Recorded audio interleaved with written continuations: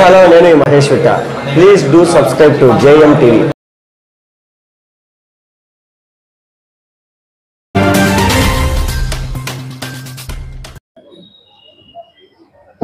ప్రొద్దుటూరు నియోజకవర్గ ప్రజలందరికీ మీ బిడ్డ రాచమల్లు హృదయపూర్వకంగా నమస్కరిస్తూ, ఎన్నికలు దగ్గరవుతున్న వేళ నోటిఫికేషన్ సమయం కూడా ఆసన్నమైంది. నోటిఫికేషన్ కూడా ఇచ్చినారు. ఈరోజు నుంచి నామినేషన్ల పర్వం కూడా ప్రారంభమైంది 25 వరకు. ఎన్నికలు దగ్గరయ్యే కొద్దీ వరదరాజిరెడ్డి గారిలో పెద్దలు, పూజనీయులు, గౌరవనీయులు వరదరాజిరెడ్డి గారిలో పదవీ వ్యామోహం కూడా పెరుగుతా ఎదుటి వ్యక్తుల యొక్క మనోభిప్రాయాలను గమనించకుండా ప్రవర్తించడం అలవాటు చేసుకుంటున్నారు ఆయన.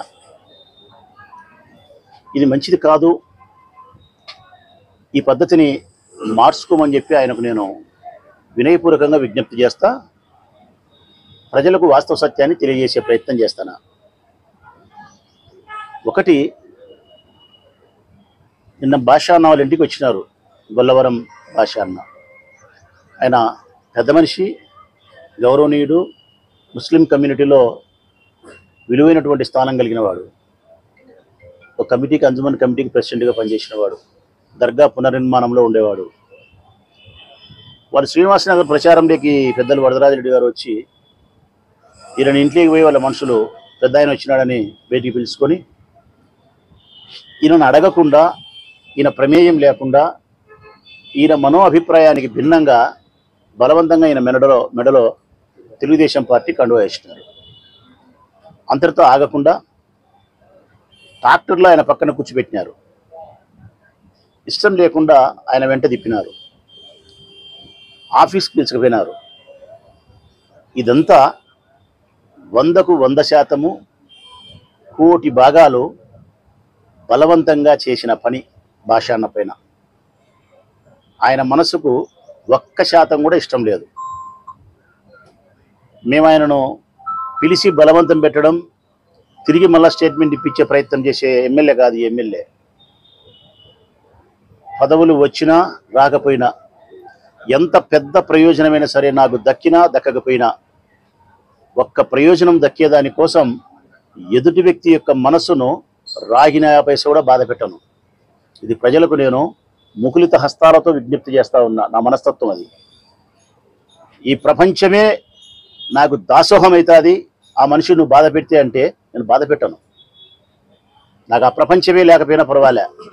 సంఘటికారం ఉంటే చాలు, కుటుంబం ఉంటే చాలు, విలువలు ఉంటే చాలు, ఎదుటోడు బాధపడకూడదు. ఇది నా మనస్తత్వం ప్రజలారా. బొల్లవరం భాష అన్నను కూడా మేము బలవంతంగానే అడగడం కానీ లేదు. అన్న బాధపడి మా దగ్గరకు వచ్చినాడు. సోషల్ మీడియాలో ఈ విధంగా వస్తూ ఉంది.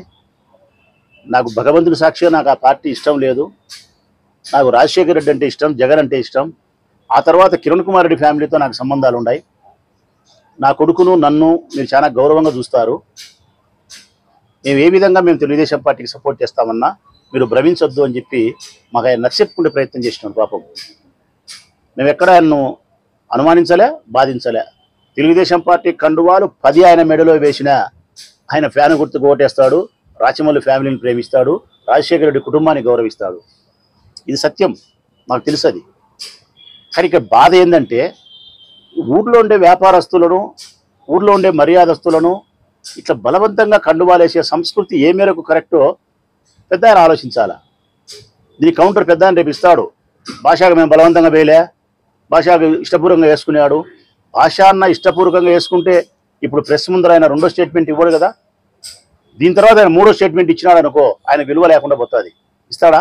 ఇయ్యడు. 2వ స్టేట్మెంట్ ఇచ్చినాడంటే అర్థం ఆయన మనసుకు కష్టం కలుగుతుంది కాబట్టి, నష్టం కలుగుతుంది కాబట్టి. మీ ఇప్పుడు ఆయన మెడలో కండువా వేయచ్చు, నేను డైలే అది ఆయనకి ఇష్టమై కండువా బెయ్యి అంటే బేయాలా, లేకుంటే లే.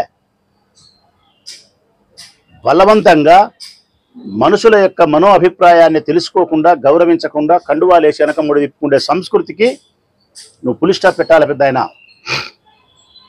ఫోన్లు చేసేది, ఆఫీస్ కాడికి రమ్మనేది, ఆత్మీయ సమావేశాలు పెట్టమనేది, భవన నిర్మాణ కార్మికులకు ఫోన్ చేసేది, మాయి బ్రాహ్మణులకు ఫోన్ చేసేది, ఎమ్మెల్యేకి పెట్టినారు కదా మీరు నాకు పెట్టండి మీటింగ్ అనేది.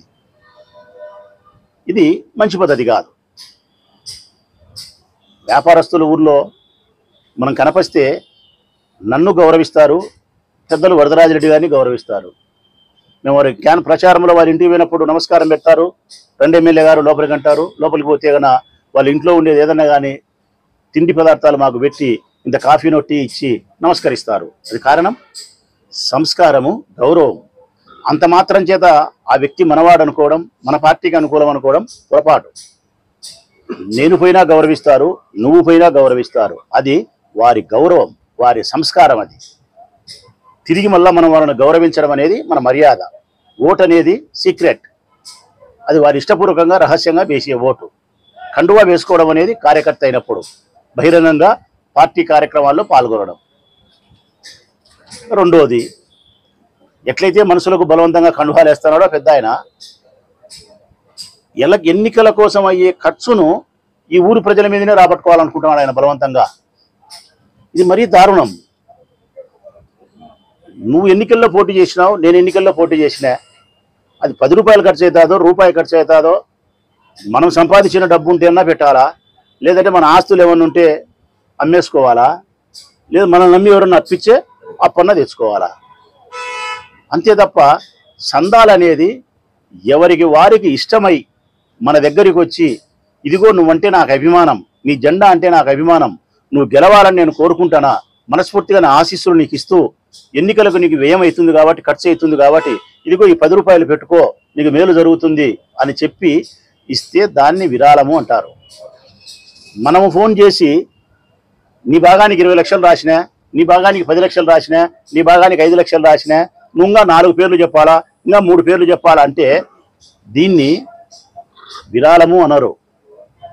విరాళము అనరు, దీన్ని దాదాగిరి అంటారు, గుండాయిజము అంటారు, దోచుకోవడము అంటారు, దౌర్జన్యము అంటారు. పెద్ద ఆయన ఇప్పుడు ఆ పని చేస్తున్నాడు.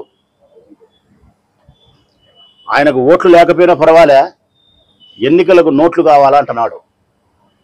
మేము నోట్లు వద్దంటున్నాం. మేము ఈ ఊరు ప్రజలందరికీ విజ్ఞప్తి చేస్తానా, నాకు 1 రూపాయి కూడా ఎవరే కానీ మీరు చందా ఇవ్వాల్సిన అవసరం లేదు. ప్రజలారా, వ్యాపారస్తులారా, మీ ప్రేమను నాకు పంచితే చాలు, మీ విశ్వాసాన్ని నాకు ఇచ్చితే చాలు, ఈ ఎన్నికల్లో నా జెండాకు ఓటేసి నన్ను గౌరవిస్తే చాలు. మీ నుంచి నేను ధనాన్ని ఆశించడంలే. అది కూడా నేను మంచి చేసింటేనే ఓటేయండి, నేను ఈ ఊరికి అభివృద్ధి చేసింటేనే ఓటేయండి, నా జెండా ప్రతి గడపను స్పర్శించి పేదరికానికి ఉపయోగపడింటేనే ఓటేయండి, నేను ఈ ఊరిని ప్రశాంతంగా ఉంచగలిగింటే రౌడీజం చేయకుండా నాకు ఓటేయండి. చివరకు తెలుగుదేశం పార్టీ వాళ్ళు నా పైన చేసిన విషప్రచారం, నేను అవినీతిగా 1000 కోట్లు సంపాదించిన అనే మాట అబద్ధమని మీరు నమ్మితేనే నాకు ఓటు వేయండి. అది కూడా చెప్తానా. నేను ఒక్క అసాంఘిక కార్యకలాపం నేను చేయలే, 1 రూపాయి నేను అన్యాయంగా సంపాదించలే, 1 మనిషిని నేను బాధ పెట్టే ప్రయత్నం చేయలే. వరదరాజిరెడ్డి గారే సందాల కోసమని, ఎన్నికల డబ్బుల కోసం అని చెప్పి మిమ్మల్ని బాధిస్తున్నాడు. ఈ సిస్టమ్ మానుకోవాలా. బలవంతంగా కండువాలేసే విధానం మానుకో, బలవంతంగా ప్రజల వ్యాపారస్తుల నుంచి దగ్గర నుంచి డబ్బులు చందాలు అడిగే విధానం మానుకో. ఎన్నికల ప్రచారాన్ని మాత్రం కొనసాగించి మన సొంత డబ్బులతో మాత్రమే ఎన్నికల వ్యవహారంలో పాల్గొని, మన రక్త సంబంధికులు మన మీద ప్రేమతో ఎవరైనా ఇస్తే ఆ డబ్బులు మాత్రమే స్వీకరించి ప్రశాంతమైన వాతావరణంలో ఎన్నికలు నిర్వహించడానికి మనం పరస్పరం సహకరించుకోవాలా. ప్రజలు మనల్ని మెచ్చే విధంగా రాజకీయాలు చేయాలే తప్ప ఎందుకు ఈ ఎన్నికలు వచ్చినాయి మా పానానికి, సుబ్బి పిల్లి వెంకి పెళ్ళి ఏదో సుబ్బి పెళ్ళి వెంకి సాగుకు వచ్చిందన్నట్టు మన ఎన్నికలు వాళ్ళ పానం మీదకి వచ్చినట్టు ఉండకూడదు. దయచేసి గౌరవనీయులైనటువంటి పెద్దలు వరదరాజిరెడ్డి గారు నేను వినయపూర్వకంగా చేసి ఈ అభ్యర్థనను మన్నిస్తారని, సందాలు ఎట్లా పడితే అట్లా అందరినీ దౌర్జన్యంగా అడిగే విధానం మానుకోమని, కండువాలు బొల్లాల భాష అన్నకు వేసినట్టు ఎవరికి వేయకుండా వారి అభిప్రాయాన్ని తెలుసుకొని, నువ్వు ఒకసారి కండువా వేస్తే వాళ్ళు రెండో స్టేట్మెంట్ ఇవ్వకూడదు. నేను కానీ నువ్వు కానీ కండువా వేస్తే వాళ్ళు తిరిగి మళ్ళీ నేను ఆ కండువా నాకు ఇష్టంగా వేసినారు, నాకు ఇష్టం లేదని చెప్పే పరిస్థితి రాకూడదు. దయచేసి నా అభ్యర్థనను ఆయన పెద్ద మనసుతో అర్థం చేసుకుంటారని భావిస్తూ సెలవు.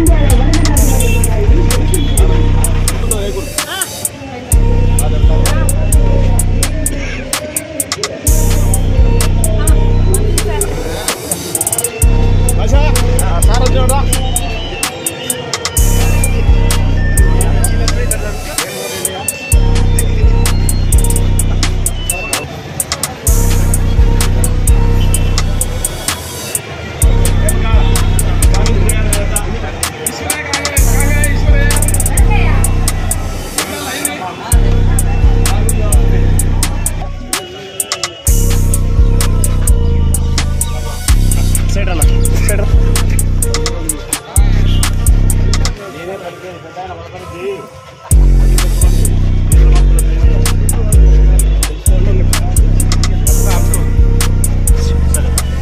వీడియో మీకు నచ్చినట్లయితే లైక్ బటన్ క్లిక్ చేయండి.